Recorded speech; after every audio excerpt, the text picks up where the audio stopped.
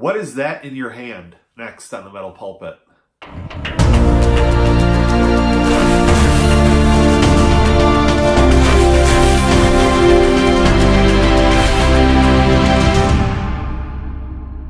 Thanks for joining me for another Metal Pulpit, and if I sound a little bit nasally, it's because I have a really bad cold, but realized I couldn't do a podcast last week, so I was away on vacation.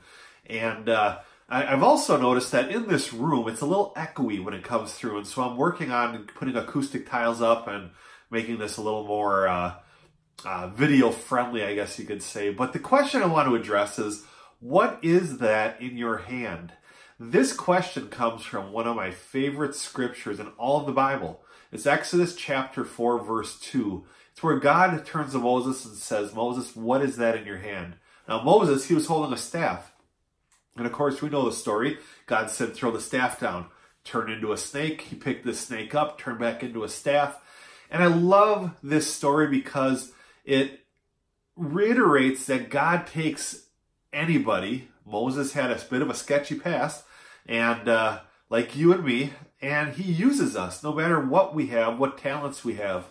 You know, shame on any church that promotes ministry as only being worship team or Sunday school. You know, the fact is that a lot of us are talented, all of us are talented at something.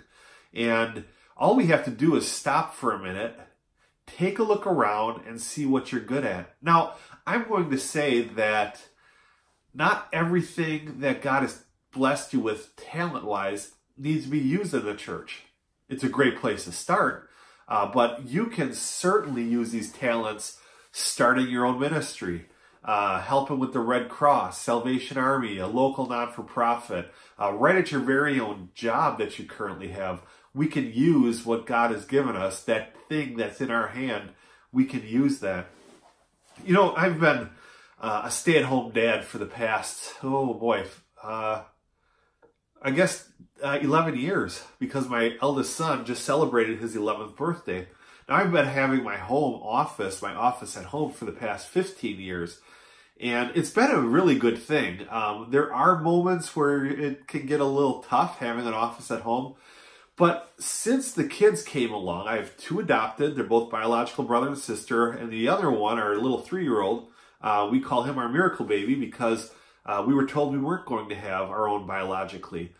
But nonetheless, it's been a joy. And I've started looking at this scenario a little bit and realized that, God, there's got to be something more I can do ministry-wise that I can put out there and help people, mentor. I'm going to be 45 next month, and I'm still trying to think up of new ways that I can do ministry and help people with where I'm at. You see, I am considered a stay-at-home dad, okay, by all rights.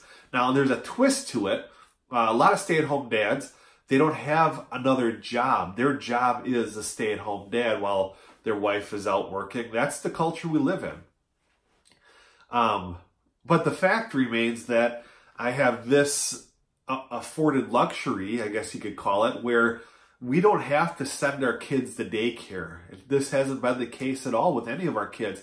There was a while there that I sent the two to a babysitter once a week back before they got into school, just for my own sanity, because parenting rushed up on us really quick. You see, we went from a home of 2, my wife and I, to a family of 4 in 4 months. We, after 6 years of not having kids. And so I was just kind of barraged, and I needed to get my kids into a babysitter once a week so I could breathe a little bit. But, you know, the fact is that I looked at this situation. I said, God, what can I do? And instantly, it was just a no-brainer. It was as if he just said, what's that in your hand? And I'm looking at it like, you know, I'm a stay-at-home dad. Yeah, I have a full-time job that I go to at night, and my appointments and all of that as a pastor.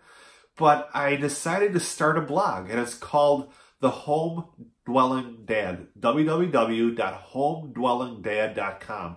And it's a new blog that I'm starting where simply I am coaching, helping, giving insight to other stay-at-home dads. You see, here in the United States, there's a lot of emphasis on stay-at-home moms. And we need them, okay? We need them. They're valuable.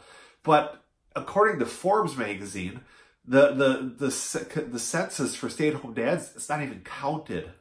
So there are a lot of dads that just kind of get passed over. And I'm hoping that through this ministry, I'm able to help people out.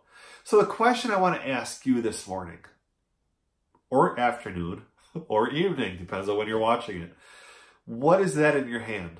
What can you offer that you're not already offering to this thing called Christianity, to help people, to mentor people, to meet people where they are? You see, I encourage people all the time at the church I'm at that, hey, if we have some mechanics and they have some free time and we could do something in our parking lot for single moms, let's do it. Free oil changes, whatever the case may be. We have to think out of the box. In fact, I don't even like that saying, think out of the box, because that would refer to a reference point. Just get rid of the box and just say, God, what can I do for you?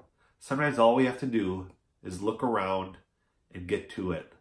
Shoot me your thoughts or questions, PastorBobAdams@gmail.com. I'll get back to you as soon as I can. Have an awesome day.